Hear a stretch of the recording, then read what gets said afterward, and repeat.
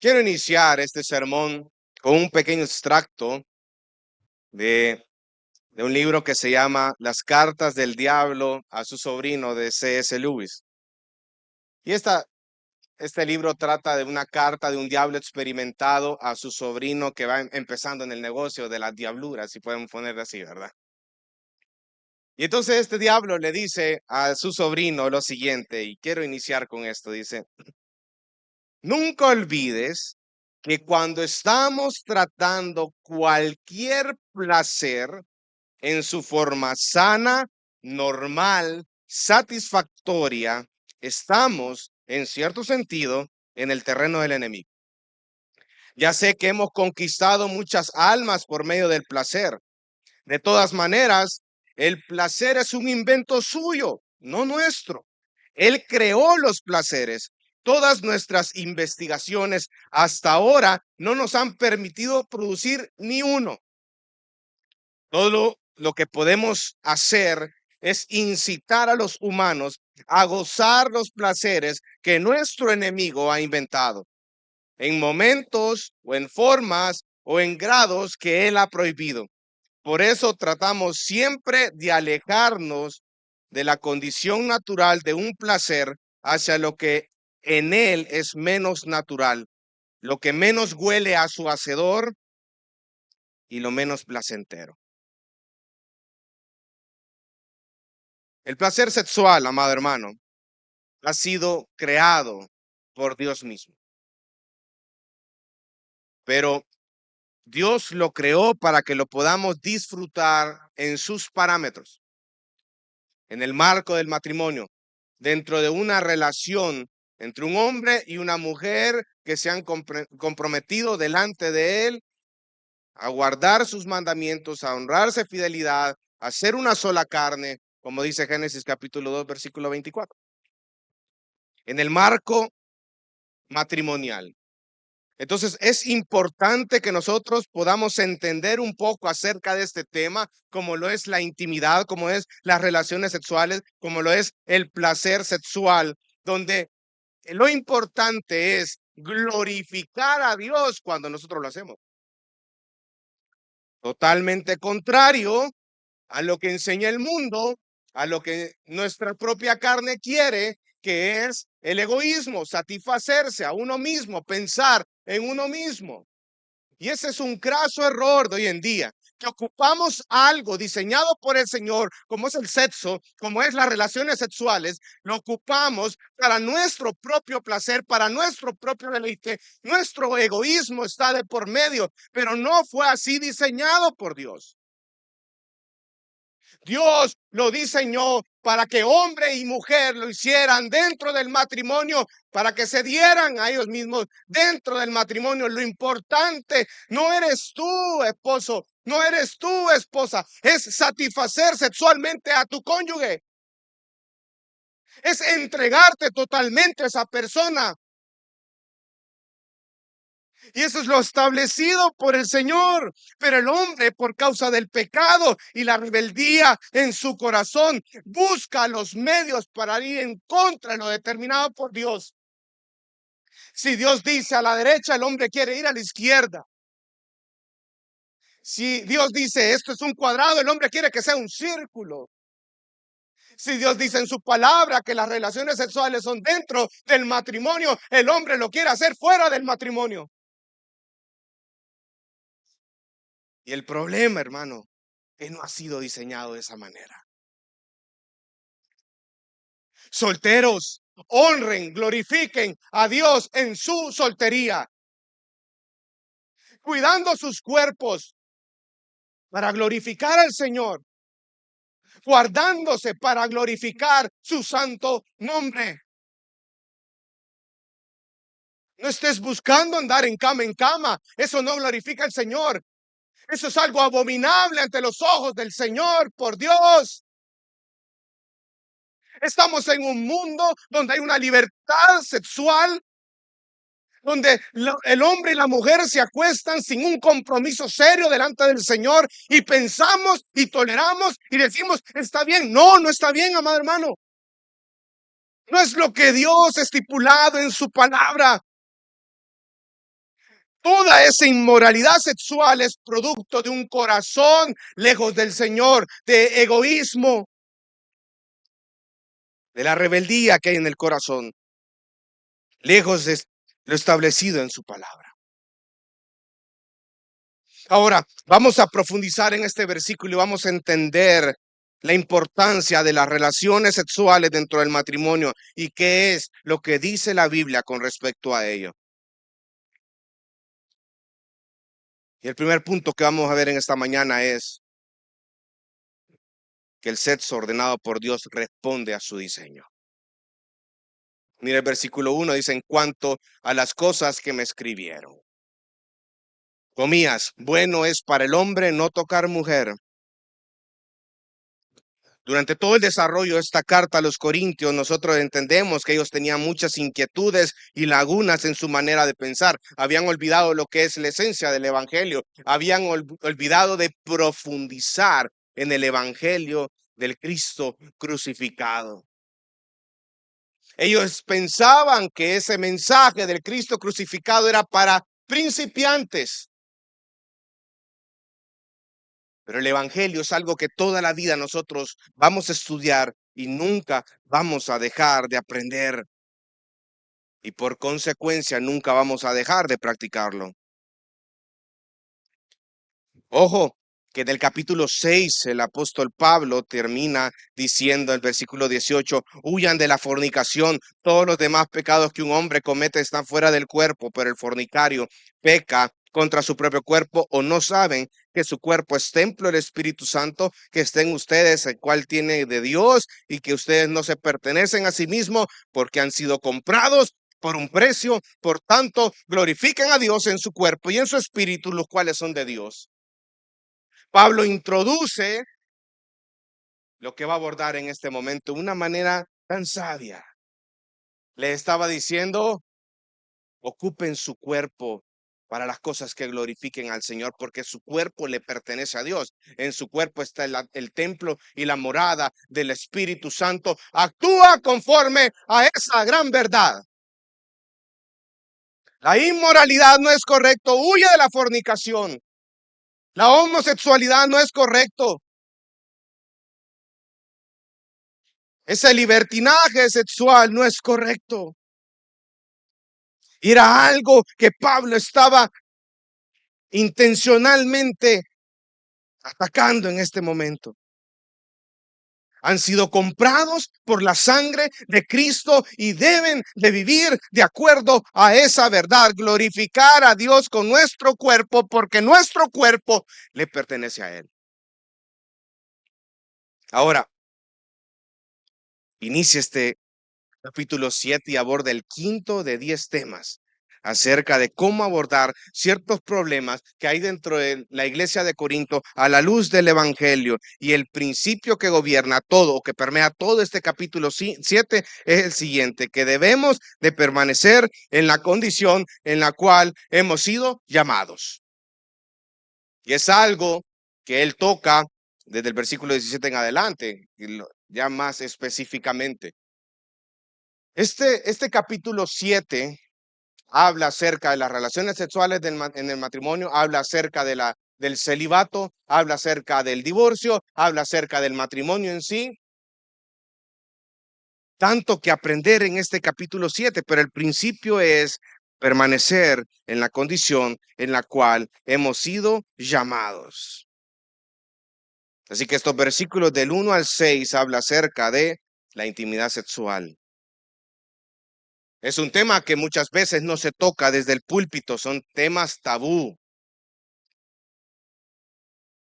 A los pastores les da cierto temorcito tocar estos temas porque no profundizamos en lo que dice la Biblia acerca de este tema. Y es nuestra responsabilidad, no solo de los pastores, sino también de la congregación en sí, ir a las escrituras acerca de qué dice Dios acerca de la relación sexual. Ahora, la pregunta en esta mañana, y con esto vamos a aperturar, es ¿cuál es el diseño de Dios con respecto al sexo? Y el mensaje esencial que Dios dice en su palabra es que tenemos el permiso de Dios para disfrutar el sexo dentro del matrimonio. Gozamos del permiso de Dios para tener relaciones sexuales dentro de lo diseñado por Él, el matrimonio.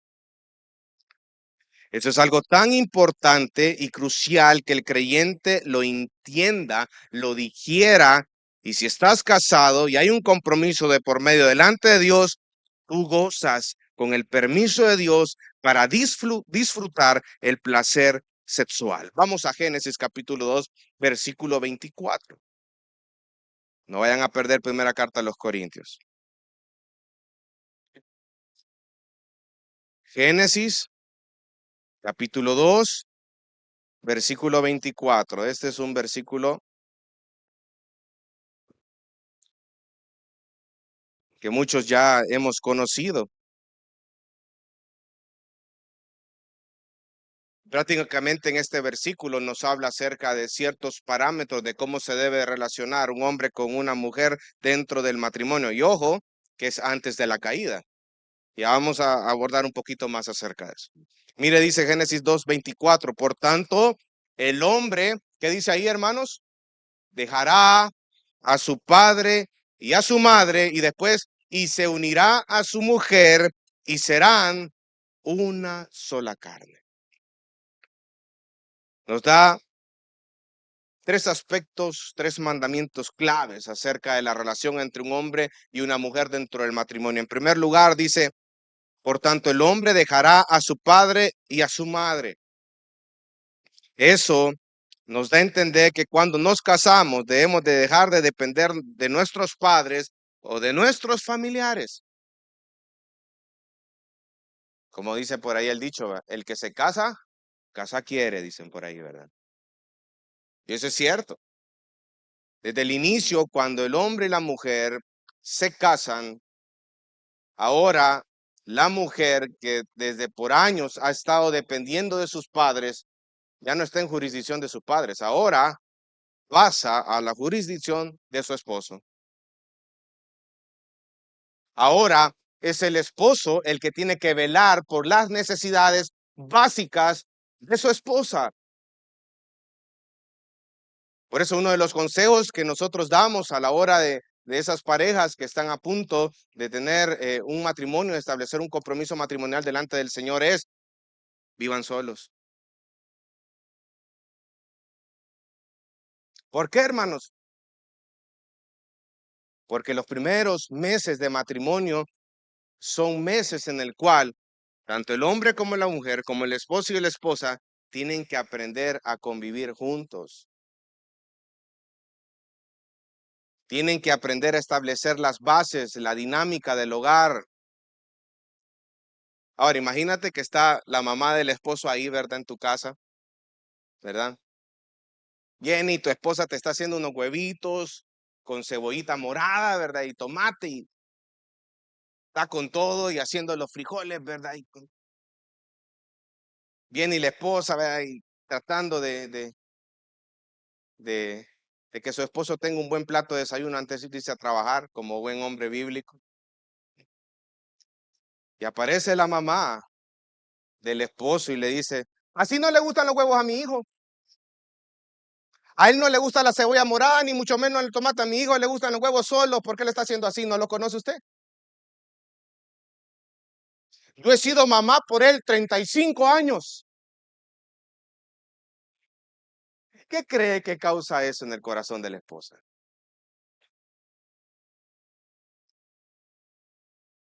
Claro, hermana, la mamá tiene 35 años de conocerlo, pero desde el momento en que el hombre y la mujer contrayeron nupcias dentro de un compromiso delante de Dios en el matrimonio, ahora los roles cambian.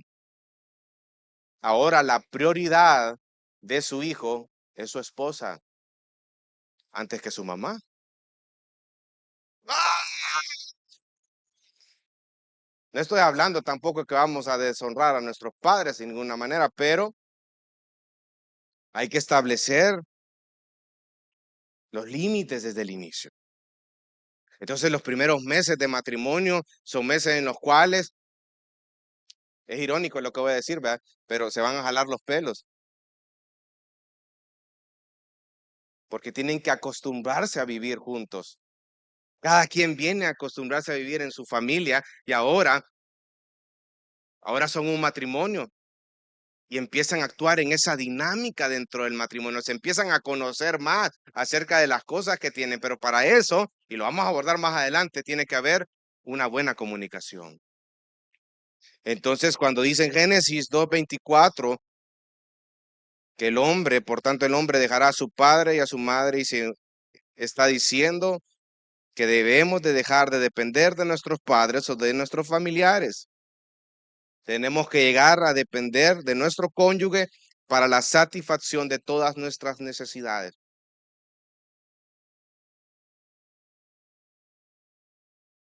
Hay mucho que decir acerca de esto, hermano.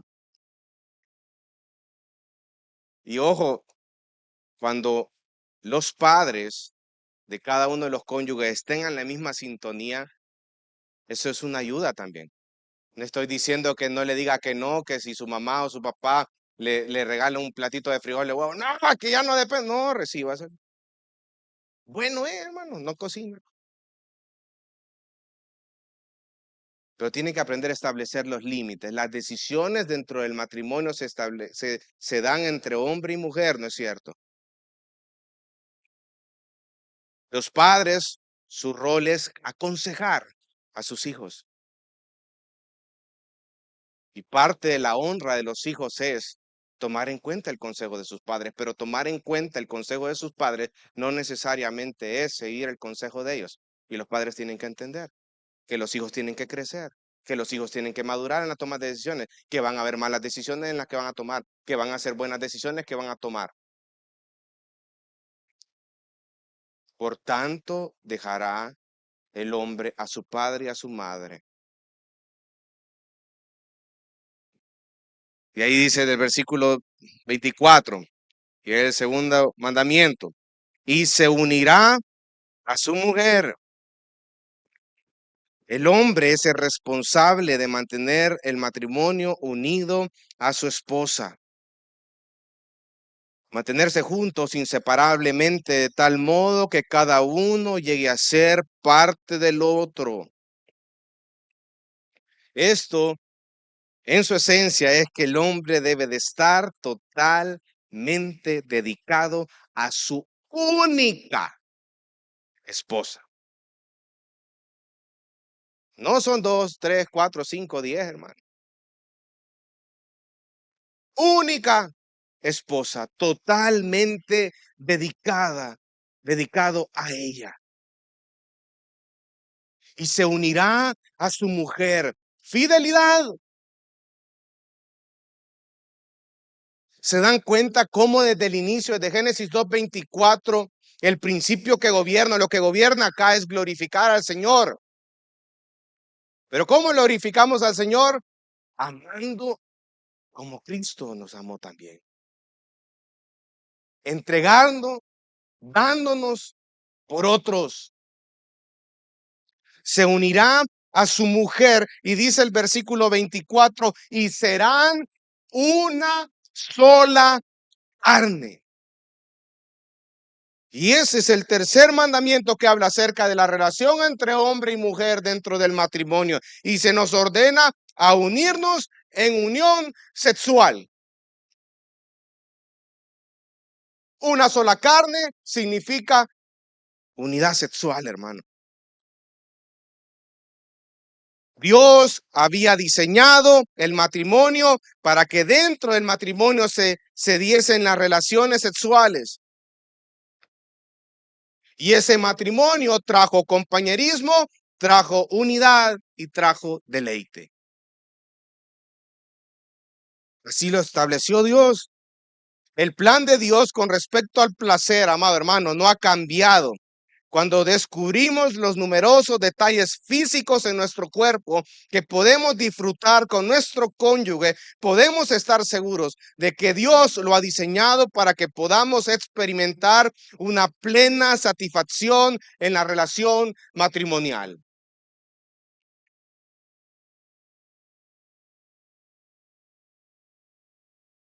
Y esa es una de las cosas que vamos a abordar en el desarrollo de este sermón, la importancia de poder conocer más a profundidad lo que es este tema.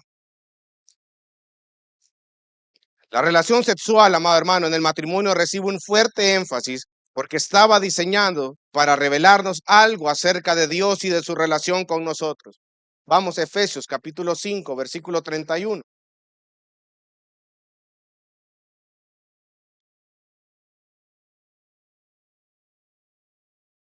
Efesios capítulo 5, versículo 31 y 32.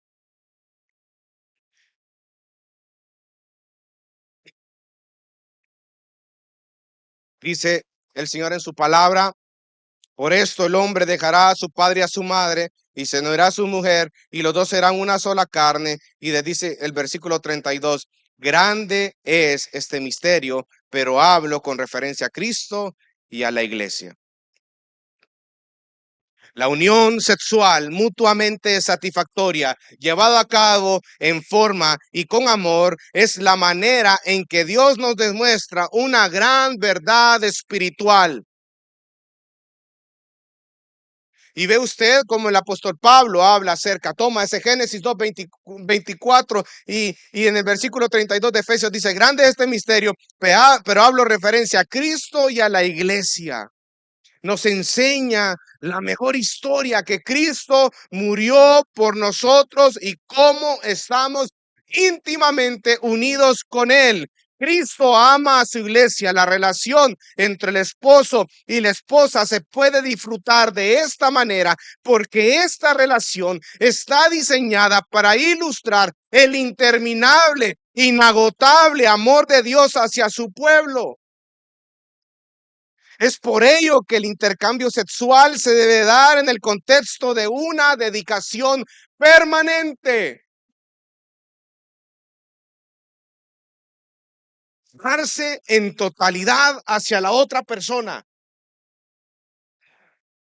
Cristo se dio en totalidad por su iglesia. Por eso es tan importante que podamos aprender acerca de las relaciones sexuales, porque se da dentro de un marco, dentro de un contexto de una dedicación permanente. Amado hermano, nuestro lecho matrimonial es un lugar santo ante los ojos de Dios. A pesar de que el pecado ingresó al mundo y existe una naturaleza pecaminosa en el corazón del hombre que lo mueve a pervertir lo estipulado por Dios, el plan de Dios ha sido la provisión de un redentor, la provisión de un Mesías, que su nombre es Jesucristo. Así que es por fe, cuando una persona ha nacido de nuevo, que las personas puedan andar en los caminos de Dios ante una cultura impregnada de conceptos y prácticas erradas de índole sexual que solo muestran la lujuria, la concupiscencia, el pecado en el corazón del hombre, que demuestra lo que hay en la mente y en el corazón del hombre. Eso ha llevado al hombre a ser un necio que destruye los límites establecidos por Dios desde la creación. Sin embargo, hermano, en Hebreos 13:4 dice, y vamos si quiere Hebreos.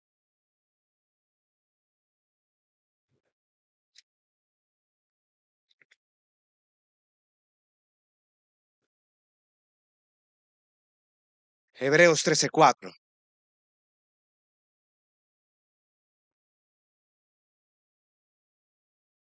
¿Por qué es tan importante este versículo, hermano? Porque mire lo que dice, sea el matrimonio honroso en todos y el lecho matrimonial sin deshonra, porque a los inmorales y a los adúlteros los juzgará Dios. Sea el matrimonio honroso. Hebreo 13:4, hermano, está escrito después de la caída. Y aún después de la caída, al matrimonio se le llama honorable. Por eso, hermano, nuestro lecho matrimonial es un lugar santo ante los ojos de Dios, y debemos de atesorar este concepto del sexo en el matrimonio porque es lo que ha sido diseñado por Dios. Y le voy a hacer una pregunta que tal vez puede ser chocante cuando usted escuche esto. Pero usted considera las relaciones sexuales dentro del matrimonio tan santas como la oración, tan santas como la lectura de la palabra del Señor, tan santas como predicar, como ofrendar, como enseñar a los niños en escuela dominical. Hebreos 13:4 es claro y dice: sea el matrimonio honroso en todos. Para Dios, ante los ojos de Dios, el matrimonio es algo santo.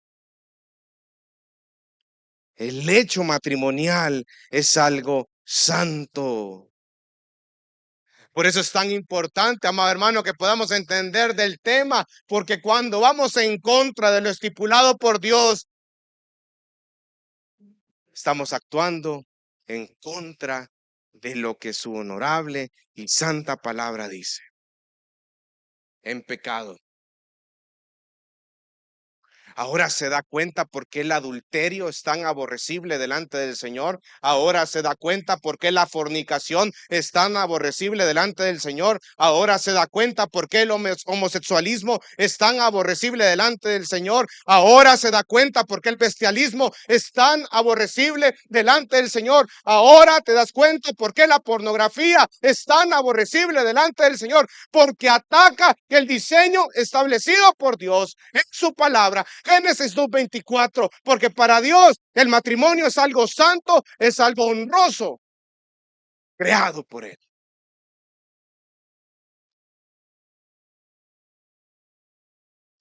El sexo no es la base del matrimonio, pero sí es importante. Volvamos a primera carta a los Corintios capítulo 7.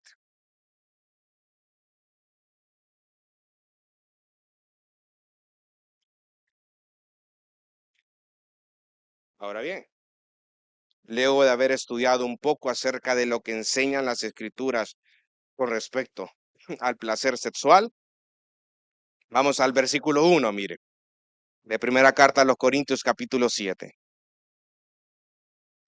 En cuanto a las cosas que me escribieron, amados, esta primera sección es una respuesta a lo que algunas personas estaban promoviendo en Corintios. ¿Qué era lo que estaban promoviendo ahí? El cese de las relaciones sexuales o la abstinencia de las relaciones sexuales dentro del matrimonio basados en un lema, que es lo que dice Pablo en el versículo 1 después de la coma. Pues bueno es para el hombre no tocar mujer. Eso se estaba dando en la iglesia de Corinto. No tocar es un eufemismo que habla o que se refiere a las relaciones sexuales. También lo podríamos decir de la siguiente manera: es bueno que el hombre no tenga relaciones sexuales con una mujer. Pablo estaba respondiendo una carta que había sido enviada por los corintios y estaba citando la carta de ellos. Ellos habían entendido la negación de la inmoralidad sexual de la siguiente manera. Y esta es una posibilidad, una pregunta que ellos le hicieron a Pablo. ¿No es cierto que a uno le resulta mejor no tener relaciones sexuales, Pablo? Y después de todo, ya nacimos de nuevo. Esa es la mente de los corintios. Después de todo, ya hemos entrado en el espíritu, en la nueva edad, en una nueva era en la que hemos entrado, que como dice Jesucristo en su palabra, ahora ya no nos casamos, ya no damos en casamiento. ¿Por qué no vamos desde ahora, Pablo, a ser como los ángeles, como dijo Jesucristo en los evangelios? Ahora, puesto que el cuerpo no presenta nada o no cuenta para nada, si algunos desean satisfacer sus necesidades físicas, siempre habrá prostitutas disponibles. Eso estaba en la mente de los corintios. Por eso es que Pablo en los versículos anteriores les dice, ¿ustedes se van a ligar a prostitutas, hermano? Si su cuerpo es templo y morada del Espíritu Santo de Dios, honre a Dios con sus cuerpos. Ellos tenían una teología errada acerca de las cosas, y cuando hay un mal concepto, entonces la praxis también está mal.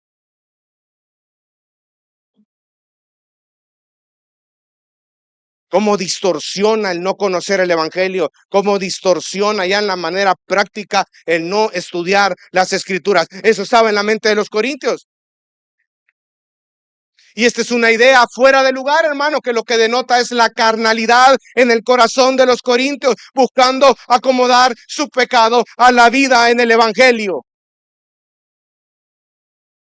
Pero Pablo les da una gran instrucción acá y les dice de entrada, yo no estoy de acuerdo con esa frase. Yo no estoy de acuerdo con esa forma de pensar que ustedes están diciendo. Porque puede ser que suene algo piadoso, hermano, que en 1 Corintios 7:1 dice, bueno es para el hombre no tocar a mujer. Suena algo piadoso. Si se aplica al sexo fuera del matrimonio, sí se puede aplicar. Pero si aplicamos esa frase dentro del matrimonio, no es la forma correcta. No es sano que dentro de una relación matrimonial existan largos tiempos en los que los cónyuges no tengan relaciones sexuales. Eso es algo peligroso. Los corintios habían llevado a ese tema a un punto en que si la abstinencia llegase a ser difícil dentro de un matrimonio, en algunos casos se recomendaba el divorcio como una alternativa viable. Por eso es que Pablo ocupa unos versículos para hablar acerca del divorcio en los términos bíblicos. Y en aquellos matrimonios donde uno de los cónyuges era inconverso, entonces era una recomendación de entrada, divorciate del inconverso. Se da cuenta cómo una mala teología puede pervertir, puede distorsionar lo diseñado por el Señor, ya llevarlo a la práctica. Ahora, eso no sucede solo en los corintios, amados hermanos. ¿Cuántas veces nosotros hemos recibido consejos fuera de lugar acerca de la vida matrimonial, acerca de la intimidad sexual dentro del matrimonio?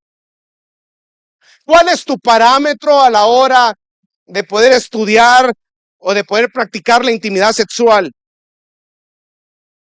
Nosotros vivimos en un contexto, en un mundo distorsionado por el pecado. Por consecuencia, el concepto del sexo ha sido distorsionado. Se ha perdido este concepto de que el sexo se disfruta en el matrimonio, hombre y mujer. Por tanto, dejará el hombre a su padre y a su madre y se unirá a su mujer y ambos serán una sola carne. Génesis 2:24, lo acabamos de ver hace unos minutos. Ahora, la inmoralidad sexual está tan a la orden del día. La pornografía, el homosexualismo, la prostitución, la libertad sexual ha venido minando todo aquello que ha sido diseñado por Dios. Ahora se incita a las parejas a que antes de casarse se vayan a vivir juntos. ¿Qué es eso, hermano? ¿Qué es eso? ¿Dónde dice la Biblia qué es esto? ¿Usted cree que una pareja sin casarse que se vayan a vivir juntos es sano? ¿Usted cree que no están siendo tentados a practicar un sexo fuera del matrimonio? Por tanto, es inmoralidad sexual, es fornicación.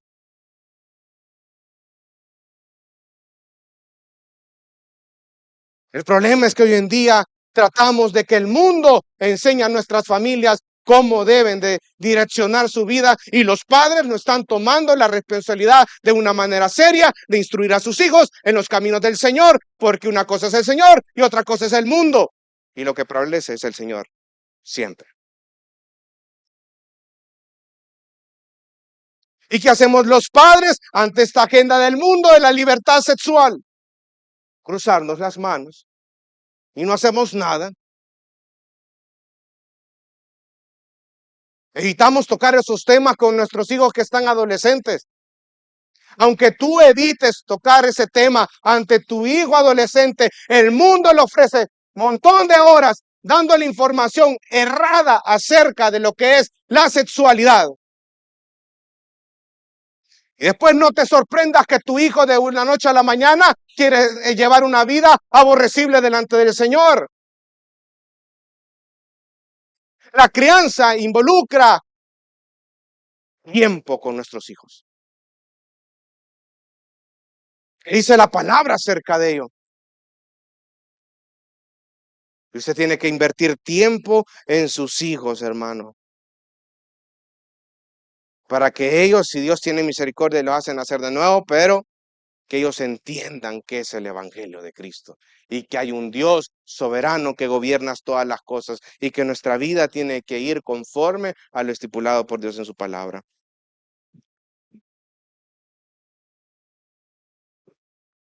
Ahora Pablo, en el versículo 2, da una respuesta a esta frase o a este lema que los corintios habían dicho, ¿verdad? Que bueno es al hombre no tocar mujer, no tener relaciones sexuales con mujer. Y en el versículo 2 empieza a dar una respuesta, y este es el punto número 2 de ese sermón. Que el sexo ordenado por Dios se enfoca en dar antes que recibir. Mira el versículo 2. No obstante, por razón de las inmoralidades, que cada uno tenga su propia mujer y que cada una tenga su propio marido. Saben que en ese tiempo un marido pagano en el mundo romano antiguo solía tener relaciones sexuales con su esposa solamente para procrear, para tener hijos. Y tenía concubinas, prostitutas para los placeres. Esa era la cultura en ese entonces. Incluso a las mujeres, a la hora de casarse con su esposo, les decía de que si su esposo había cometido un adulterio, entonces que lo perdonara y que si él quería satisfacerse sexualmente con prostitutas o con otra mujer, que lo permitiera y que lo hiciera.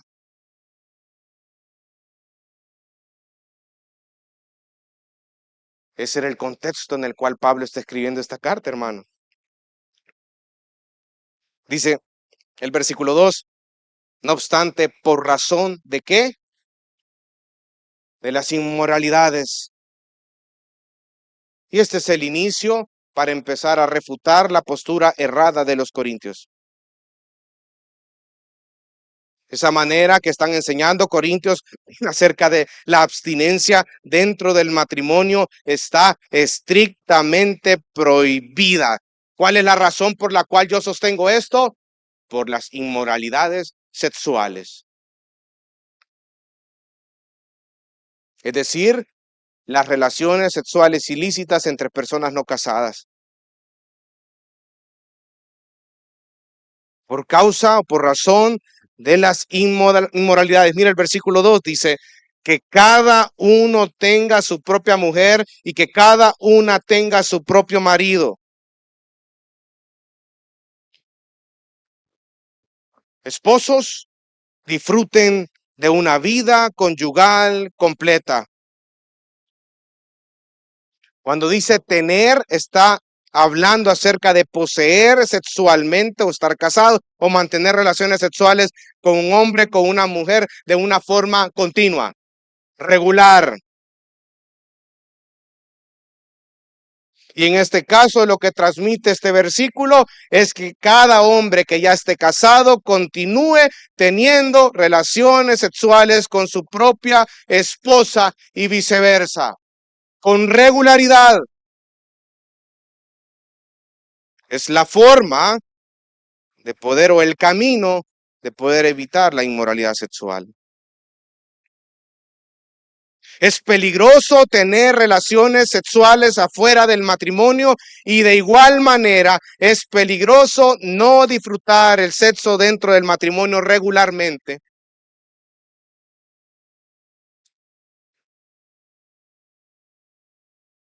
por causa de las inmoralidades. Ahora surge la pregunta, hermano, y aquí es donde se está poniendo más interesante la cosa.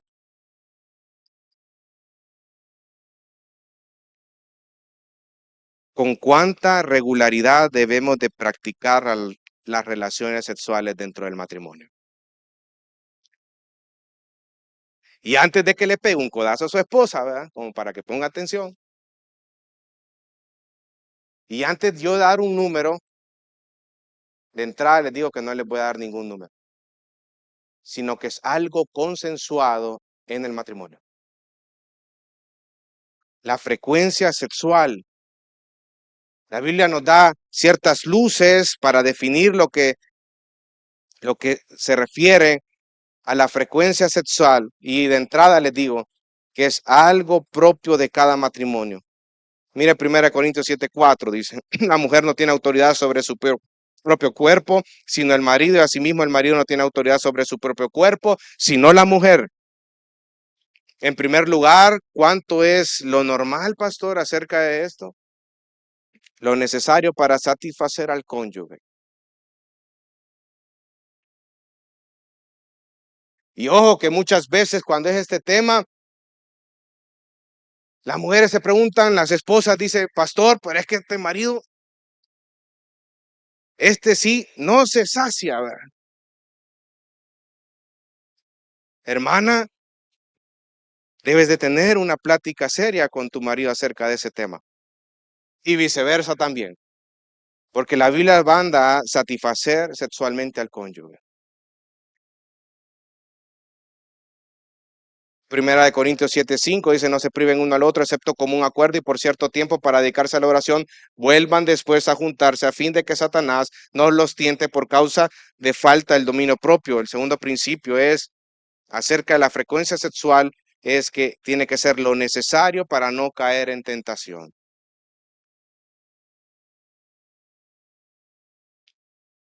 Hermano, creo que este tema es uno de los temas que se deben de abordar en un matrimonio y se deben de hablar.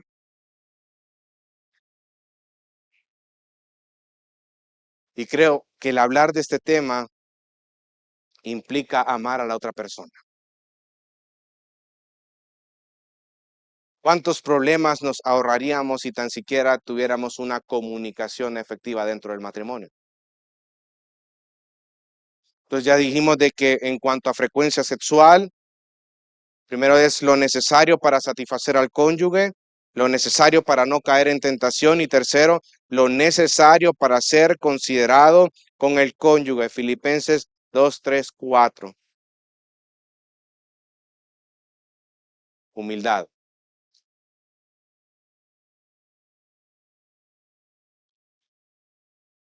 En base a ello, es tu responsabilidad conversarlo con tu esposo o con tu esposa y considerar cuánto será la frecuencia sexual dentro de tu matrimonio.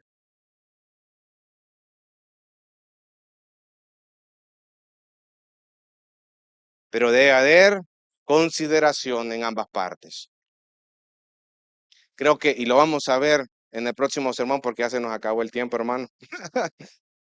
Ya si me meto después en lo demás, pero creo que muchas veces se nos es muy difícil tocar este tema dentro del matrimonio. Es tan necesario. Los hombres ven la relación sexual o la intimidad sexual como algo que se le debe y algo que se tiene que imponer, pero no es eso lo que enseña la Biblia, sino que es una responsabilidad mutua. A ti te tiene que también interesar, tiene que considerar a tu esposa. ¿Cómo crees tú, amado hermano, que tu esposa va a querer tener intimidad si ella está cansada de su trabajo, si se ha desvelado ese día? ¿tú crees que por amor a ella, no crees que hay momentos en los cuales tienes que pausar y decir, no, mi esposa está enferma, está mal de salud, no está, no ha descansado lo suficiente? Eso es consideración hacia tu esposa. Igual, hermana, no es correcto de que tu esposo, ¿verdad?, tenga tanto tiempo de no tener relaciones sexuales contigo. Y vamos a hablar la otra semana o cuando se pueda, ¿verdad?, acerca de la abstinencia sexual dentro del matrimonio. ¿Cuáles son las indicaciones que da Pablo acerca de ello? ¿Por qué se puede dar? ¿En qué términos? ¿Cuánto tiempo? ¿Cómo se debe dar? Pero aquí creo que es un trabajo de ambas partes, hermano. Creo que los dos, tanto el hombre como la mujer, el esposo y la esposa, deben tener una comunicación fluida acerca de este tema y deben ser sinceros.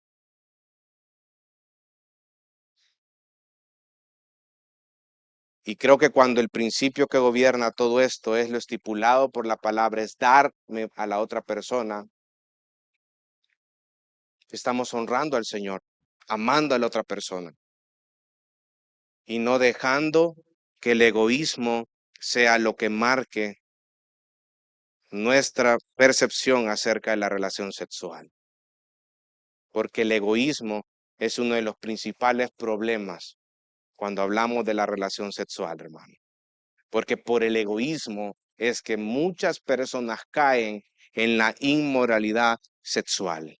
Por el egoísmo es que muchas personas caen en el adulterio, en la fornicación, en el homosexualismo, en la lujuria, en la pornografía, porque quieren satisfacerse a ellos en sus maneras, en sus formas y no a la manera de Dios.